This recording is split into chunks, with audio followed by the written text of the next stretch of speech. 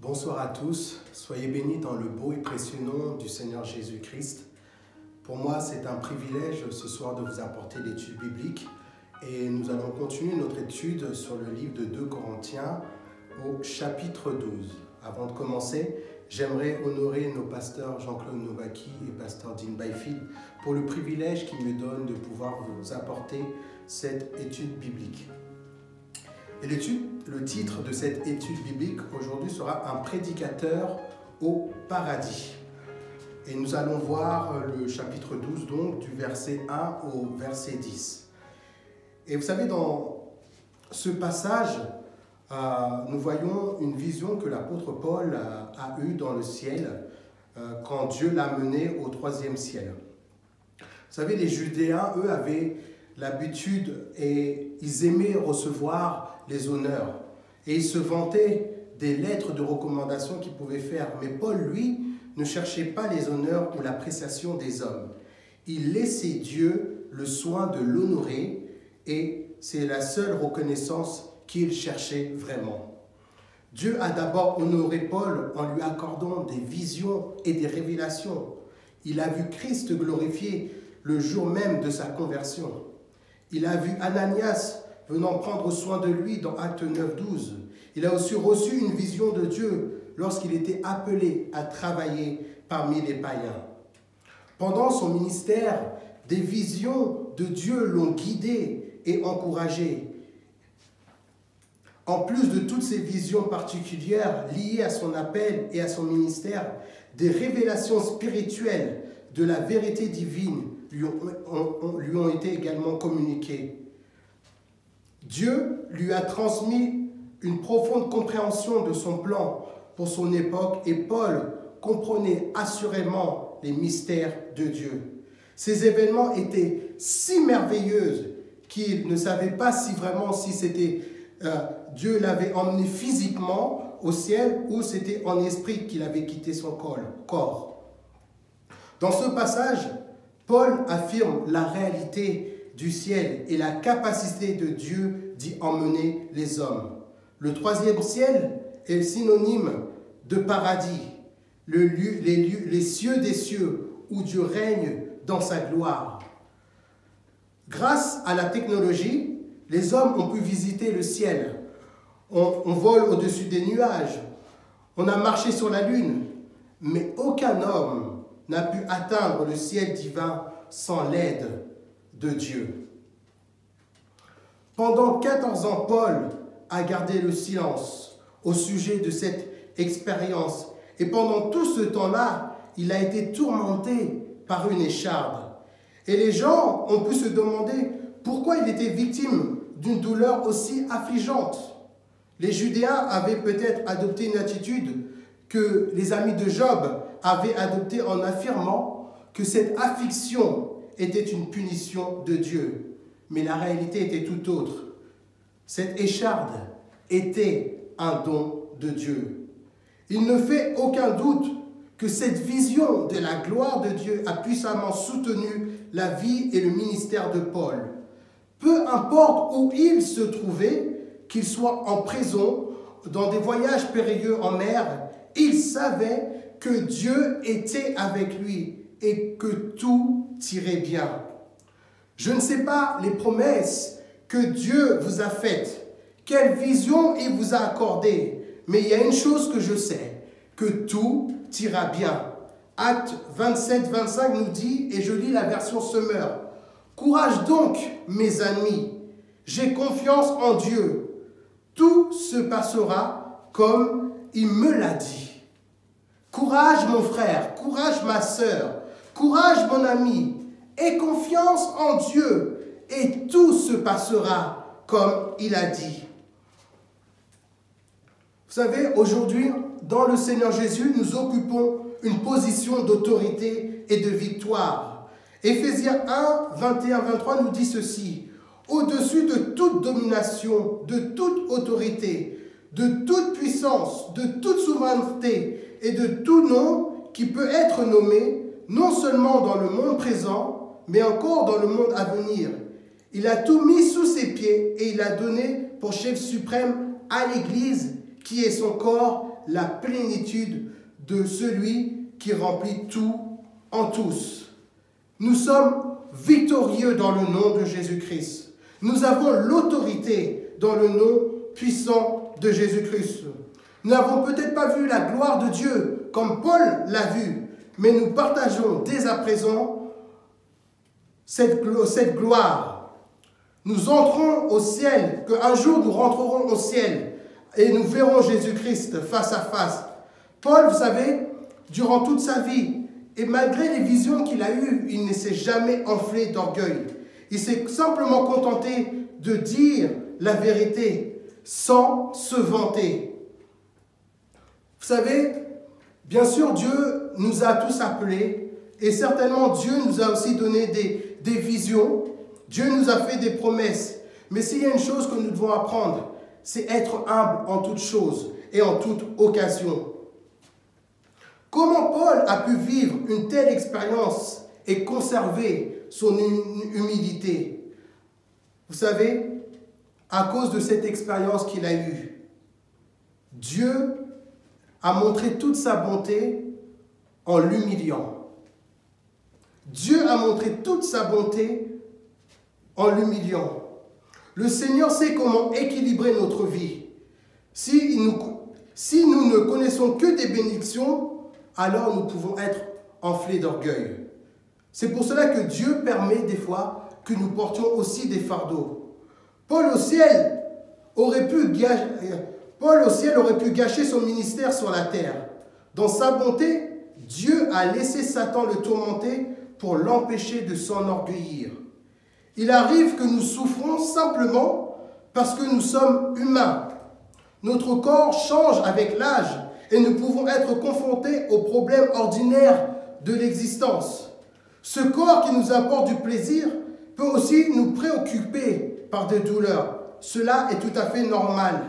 Mais il arrive aussi que nous souffrons parce que nous sommes insensés et parce que nous désobéissons au Seigneur Jésus-Christ. Soit nous sommes affligés par notre propre rébellion, soit le Seigneur nous charge de certains fardeaux à cause de son amour envers nous. Le roi David, vous savez, a beaucoup souffert à cause de son péché et ses conséquences ont été pénibles, de même que le châtiment infligé par Dieu. Et vous pouvez lire cela dans 2 Samuel 12 au verset 1 à 22. Mais dans sa grâce, Dieu a pardonné tous ses péchés. Mais dans sa justice, on doit aussi récolter ce que nous avons semé. La souffrance est un moyen utilisé par Dieu pour forger notre fidélité. Et je vais répéter, la souffrance est aussi l'un des moyens utilisés par Dieu pour forger notre fidélité. Romains 5, 1 à 5.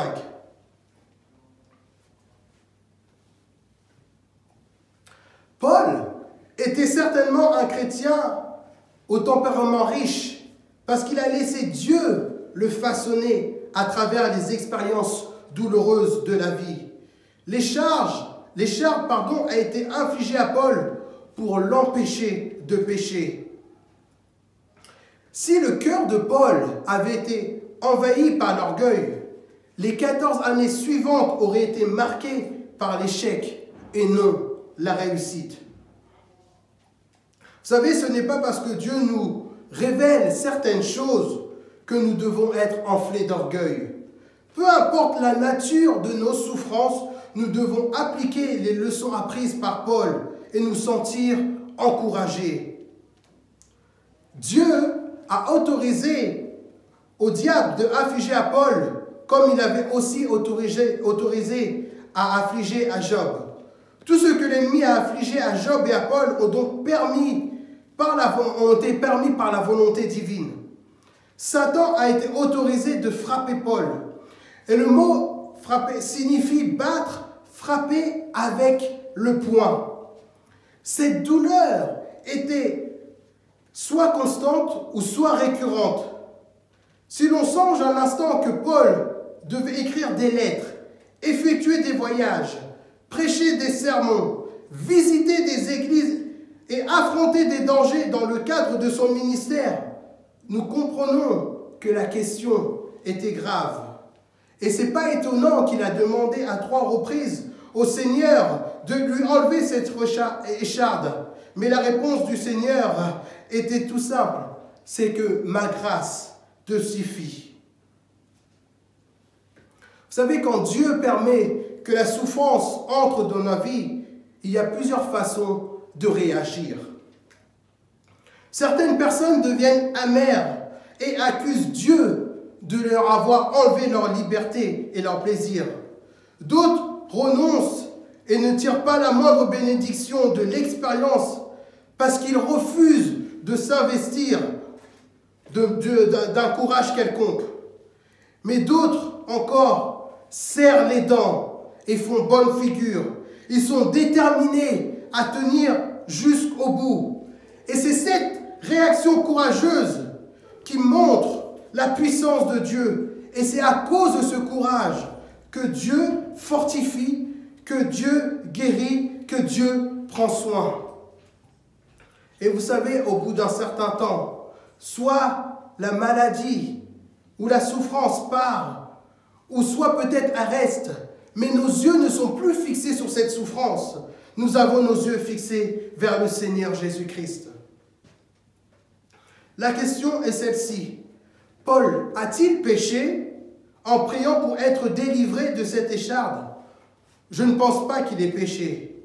Il est normal qu'un chrétien demande à Dieu de le délivrer de la maladie, de la souffrance. Vous savez, Dieu ne s'est peut-être pas engagé à guérir tous les croyants qui lui demandent, mais il nous a encouragés à lui présenter nos fardeaux et nos besoins.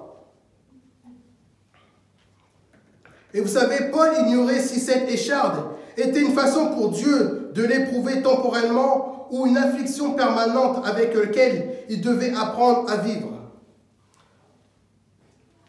Certains voudraient nous convaincre qu'un chrétien éprouvé est une disgrâce pour l'Éternel.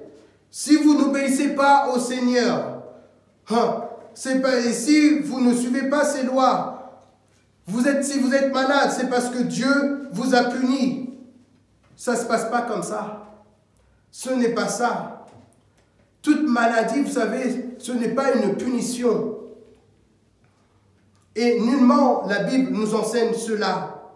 Vous savez, Dieu dans le Nouveau Testament, il nous a promis une chose, c'est qu'il sera tous les jours avec nous jusqu'à la fin. C'est la promesse. Nous n'avons pas une promesse qui nous guérira tout le temps. Nous n'avons pas une promesse que nous n'allons pas passer par des épreuves. Nous n'avons pas eu de promesse qu'il ne va pas y avoir des difficultés ou la maladie dans notre vie. Mais nous avons eu une promesse, c'est que Dieu sera avec nous jusqu'à la fin. Voilà pourquoi, mon frère et ma sœur, nous devons nous attacher au Seigneur, de ne pas baisser les bras. Je sais que des fois c'est difficile. Des fois, la maladie est difficile à supporter. Des fois, les épreuves sont difficiles à supporter. Imaginez, Paul, pendant 14 ans, cette écharde était difficile à supporter. Mais il n'a pas baissé les bras. Il a continué à servir le Seigneur. Il a continué à traverser des épreuves parce qu'il avait confiance au Seigneur. Quand nous prenons le temps un peu d'analyser ce passage dans 2 Corinthiens 12, il y a un grand contraste. Paul a eu 2 expériences bien différentes. Il est passé du paradis à la douleur. Il est passé de la gloire à la souffrance. Il a goûté à la bénédiction de Dieu au ciel avant d'éprouver des coups du diable sur la terre. Il est allé de l'extase à l'agonie. Pourtant, ces 2 expériences vont de pair. Son expérience ponctuelle de la gloire l'a préparé à supporter l'expérience permanente de la souffrance, car il savait que Dieu pouvait répondre à ses besoins. Paul est allé au ciel, puis il avait appris que le ciel pouvait venir jusqu'à lui. Les souffrances, mon frère et ma sœur, ne sont pas une fin en soi. Vous savez, quand nous expérimentons la gloire de Dieu, nous comprenons alors que peu importe ce que nous pouvons passer par la suite, Dieu sera avec nous. Tout dépend de l'attitude que nous adoptons face à la souffrance, face à l'épreuve. Dans sa grâce, Dieu a aidé Paul à surmonter cette épreuve. 2 messages sont impliqués dans cette douloureuse expérience. L'écharde dans sa chair était le message du diable adressé à Paul. Mais Dieu avait un autre message pour lui, un message de la grâce. Et le verset 9 nous dit, « Mais il m'a répondu. » Mais il, c'est-à-dire Dieu, m'a répondu. C'est Paul qui est en train de parler. Dieu lui a donné une réponse. Et la réponse que Dieu lui a donnée était une réponse définitive. Dieu a transmis à Paul un message qui est demeuré avec lui. L'apôtre n'était pas autorisé à partager ce message avec nous. Il a entendu des paroles merveilleuses au ciel. Et Dieu ne lui a pas permis de partager cela avec nous. Mais vous savez, quelle source d'encouragement aujourd'hui que nous avons, que savoir que le message que Dieu nous a donné est un message de grâce. C'était un message de grâce. Qu'est-ce que c'est la grâce? La réponse de Dieu à tous nos besoins au moment où nous avons besoin. C'est ça la grâce de Dieu. Il a été dit très justement que dans sa grâce, Dieu nous donne ce que nous ne méritons pas. Et dans sa miséricorde, il ne nous donne pas ce que nous méritons. Nous avons été comblés de ses richesses. Il a déversé sur nous une grâce après l'autre. Dieu nous promet sa grâce. C'est la seule réponse que nous avons besoin aujourd'hui. Au-delà de la guérison, au-delà de toute chose, ce que nous avons besoin, c'est la grâce de Dieu. C'était un message d'une grâce suffisante. La grâce ne vient jamais à manquer. Dieu pourvoit en suffisance pour alimenter nos ministères spirituels et nos vies. Dieu pourvoit une grâce suffisante pour répondre à nos besoins matériels et physiques. Si la grâce de Dieu suffit pour nous sauver, elle est aussi suffisante pour nous garder et nous fortifier en période de souffrance. Si elle peut nous sauver, elle nous garantit de nous fortifier en période de souffrance. C'était aussi un message d'une grâce édifiante. Dieu permet notre faiblesse pour que nous puissions recevoir sa force. C'est dans la faiblesse que ma puissance se manifeste pleinement. C'est dans ma faiblesse que ma puissance se manifeste pleinement.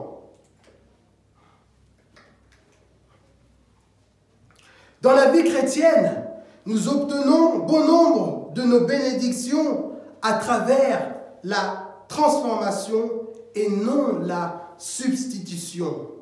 En priant à 3 reprises pour être libéré de sa douleur, Paul demandait en fait une substitution. Garde-moi la santé au lieu de la maladie, la délivrance au lieu de la douleur et de la faiblesse. Vous savez, parfois Dieu répond aux besoins par la substitution, mais à d'autres moments, il répond aux besoins par la transformation. Il n'efface pas l'affliction, mais il nous transmet sa grâce pour que la souffrance œuvre pour nous et non plus contre nous. La transformation de Dieu permet que la souffrance œuvre en nous et non plus contre nous. C'est ça la différence. Alors que Paul priait pour son problème, Dieu lui a permis de mieux comprendre sa décision. L'apôtre a appris que cette écharpe était un don de Dieu. Quel don étrange, n'est-ce pas? Paul n'avait plus d'autre choix que d'accepter le cadeau de Dieu et de le laisser accomplir son objectif. Le Seigneur voulait l'empêcher de s'exalter outre mesure et c'était le moyen qu'il avait choisi d'utiliser. En acceptant sa souffrance comme un don de Dieu, Paul a permis à la grâce divine d'œuvrer dans sa vie. La question est celle-ci: comment acceptons-nous l'épreuve et la souffrance? Voyons-nous cela comme quelque chose de méchant de la part de Dieu, ou voyons-nous cela comme un cadeau? Vous savez, Dieu n'a pas fourni à Paul d'explication. Au-delà de cela, il lui a fait une promesse. Et la promesse, elle est toute simple. Ma grâce te suffit. Dieu, des fois, vous savez, il ne nous explique pas pourquoi nous passons par telle ou telle épreuve. Nous, en tant qu'être humain, vous savez, nous voulons une réponse à chaque chose. On veut savoir le pourquoi du comment à chaque chose. Si je passe par cela, c'est parce que à cause de... Non. Dieu, vous savez, il n'est pas là à se justifier. Il n'est pas là à nous donner des explications. Non, bien au contraire. Nous devons simplement comprendre une chose. Et cette réponse du Seigneur, c'est cette promesse. Sa grâce nous suffit. Nous ne vivons pas d'explications, mais de promesses. Nos sentiments changent, mais les promesses de Dieu ne changent pas. Les promesses, vous savez ce que fait la promesse? Elle engendre la foi, et la foi renforce notre espoir dans le Seigneur. Paul a revendiqué la promesse de Dieu et s'est nourri de la grâce qui lui a été offerte.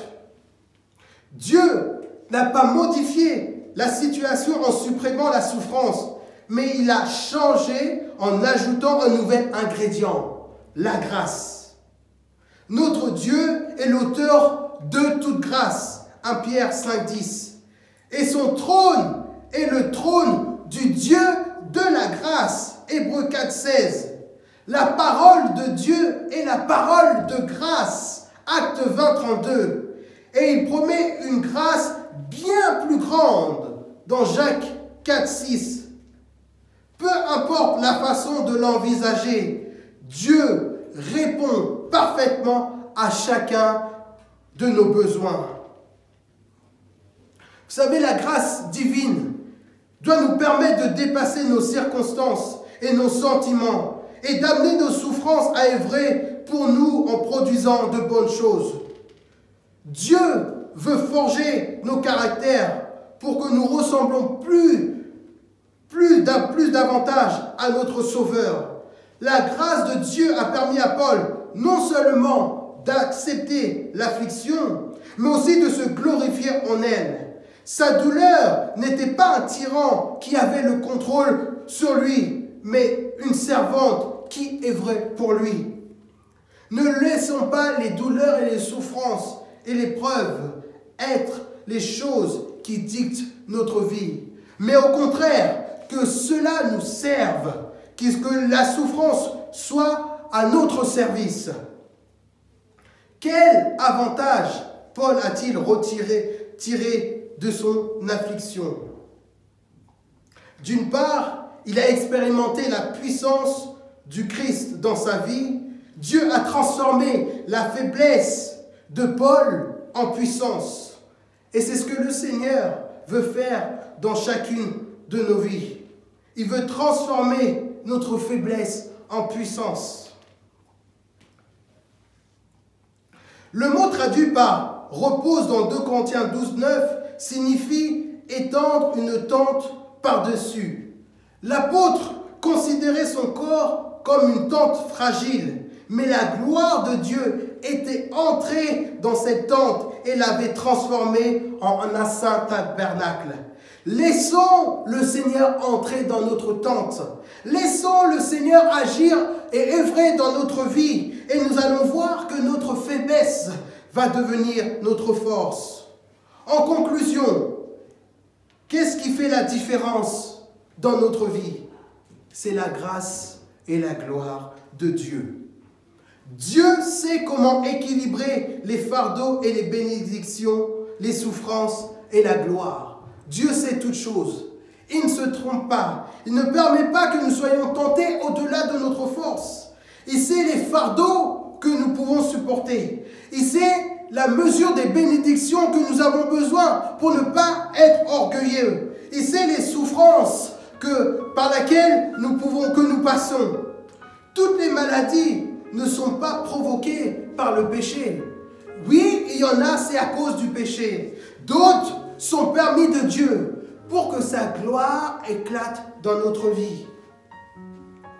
La question que nous devons nous poser quand nous passons par l'épreuve, par la souffrance ou la maladie est celle-ci. Que veux-tu m'enseigner, Seigneur? Que veux-tu m'enseigner, Seigneur? Avec Dieu, rien n'est fait au hasard. Et s'il y a une chose que j'ai bien apprise dans ma vie, c'est bien celle-ci.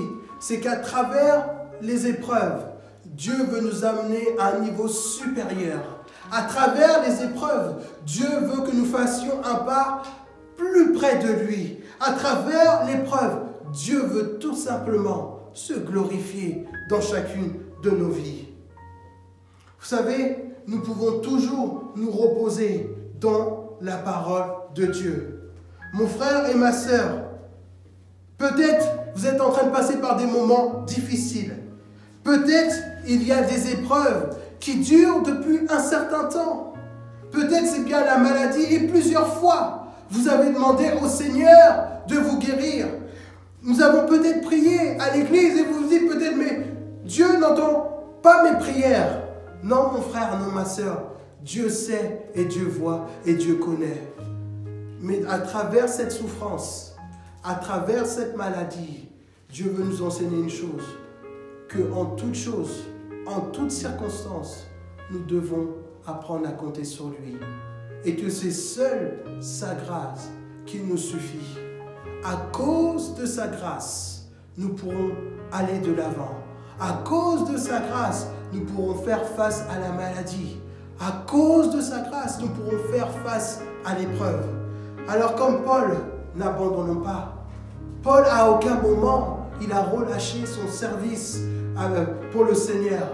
À aucun moment, il s'est dit, ok, j'ai cette écharde pendant plus de 14 ans, je vais me reposer. Je vais laisser quelqu'un d'autre prendre la relève. Non, il a continué parce que Paul savait que la grâce du Seigneur lui suffisait. Que le Seigneur nous bénisse aujourd'hui afin que nous puissions comprendre que nous avons besoin de sa grâce. Seigneur Jésus, mon Dieu, nous te bénissons, Seigneur, nous te louons, nous t'adorons, Seigneur. Merci, Seigneur Jésus, parce qu'encore, Seigneur, ce soir, tu nous enseignes que ta grâce nous suffit, Seigneur. Tu nous enseignes, Seigneur, qu'au-delà de l'épreuve, au-delà de la maladie, Seigneur, au-delà des souffrances que nous pouvons faire face, Seigneur, seulement ta grâce nous suffit, Seigneur. Apprends-nous, Seigneur, plus que jamais à compter sur toi. Apprends-nous plus que jamais, Seigneur, à avoir foi en toi. Apprends-nous, Seigneur, à espérer en toi. Et nous savons, Seigneur, qu'à travers cela, ton nom sera glorifié dans nos vies, Seigneur Jésus. Père éternel, nous te bénissons pour cette étude. Que tu sois béni en tout temps dans nos vies, Seigneur. Et qu'à toi, Seigneur Jésus, revienne la gloire, l'honneur, la louange et l'adoration. Ainsi, nous avons prié dans le beau et précieux nom du Seigneur Jésus-Christ. Amen. Que la gloire du Seigneur et la grâce de Dieu vous accompagnent dans votre vie. Soyez bénis.